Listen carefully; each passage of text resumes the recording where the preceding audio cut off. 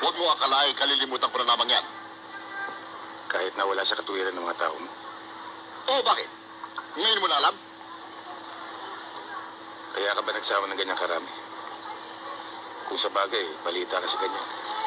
Mr. Llanes, sisipakin ko na ito. Huwag mo na, Kiko. Aabot tayo dyan. Kung hindi siya makikinig.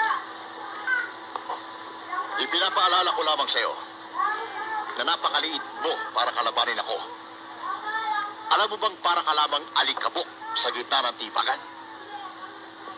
Pinaalalahanan din kita, Mr. Llanes.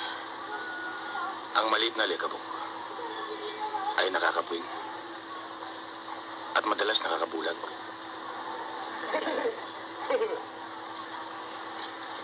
Tinatakot mo ba ako?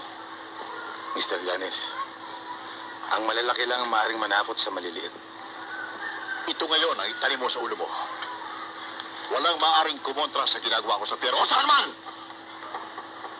Kapag inengkwentro mo ako uli, pagsisihan mo ang araw na dumating ka sa lugar na ito. Paliwanag? Hindi ko kalilimutan, Mr. Llanes.